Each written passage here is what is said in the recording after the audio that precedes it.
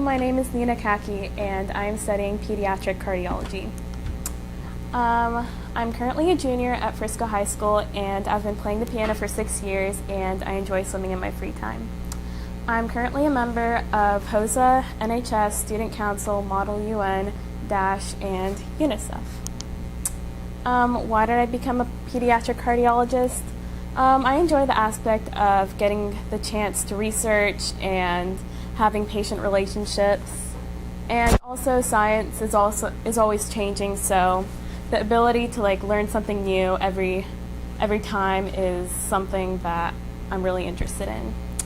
And ultimately, the idea of saving lives is what drives my passion to become a cardiologist. The first person I interviewed was Dr. Monica Sankhavi. She is a clinical cardiologist at UT Southwestern who diagnoses and treats heart diseases. Her main topic of study is women's cardiovascular health, which means that she will diagnose a patient who is probably giving birth, and she'll examine her heart to see if it's healthy and nothing's going wrong. The second person I interviewed was Dr. Pradeep Mammon. He is a heart failure specialist at UT Southwestern.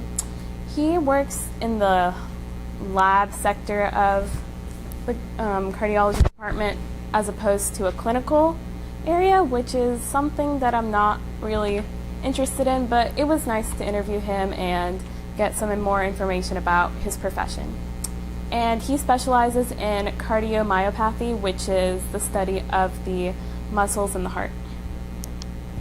The third person I interviewed was Dr. Faisal Wahid, and my dad is a patient of his, so I just got in contact with him really quickly. He is an interventional cardiologist, and the thing that's different about him is that he owns his own practice, which means that he has more patient relationships.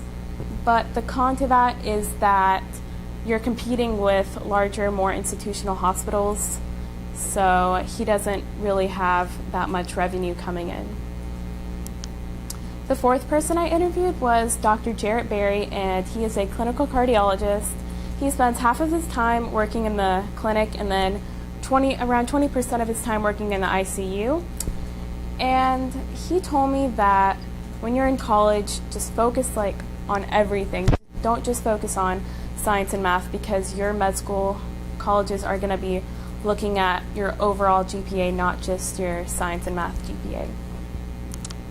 The fifth person I interviewed was Dr. William Scott, and he is an interventional clinical cardiologist who works at Children's Medical Center in Dallas.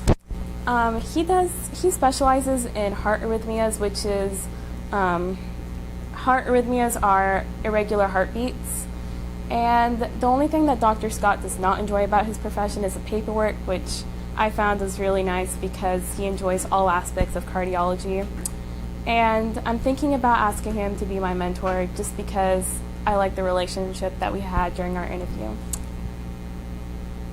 On to my research assessments. The first research assessment that I did was about the growing subspecialties in the medical field, which is a problem because there's not as many cardiologists who study a broader and general more aspect of it. There are cardiologists who study, for example, just the muscles in the heart.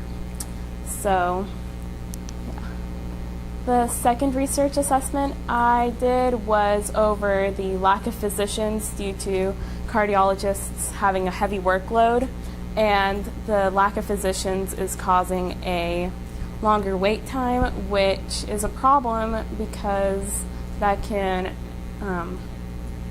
change the reviews a hospital has, for example.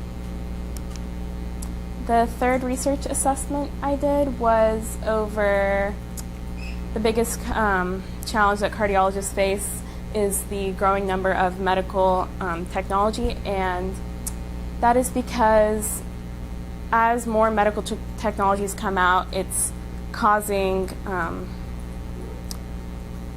hospitals have to pay more for them, which affects their financial accountability.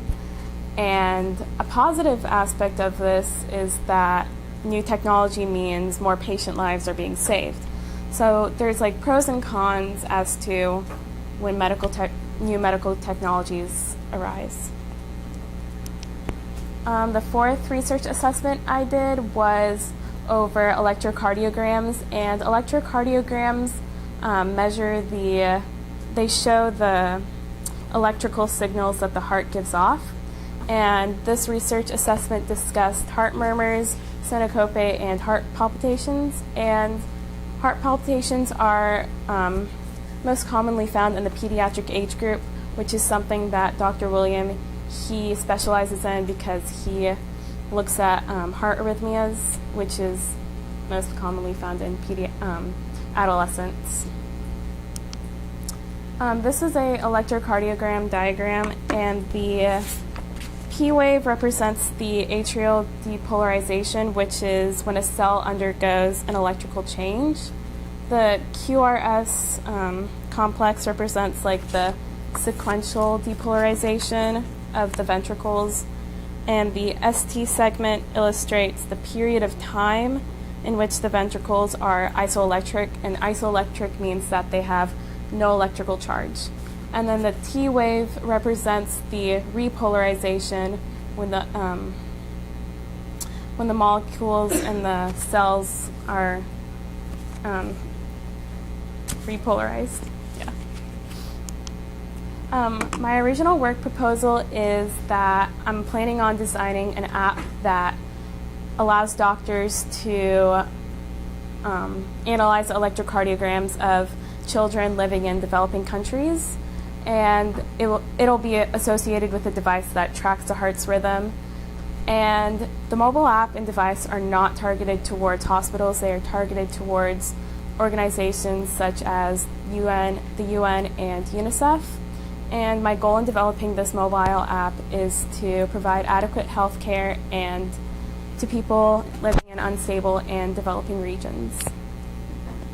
And my quote is, "If you don't build your dreams, someone will hire you to build theirs," by Tony Gaskin. I think that ISM gives us the opportunity to venture out into our desired career choices, which is something that I found is really amazing, and that's why I joined this program.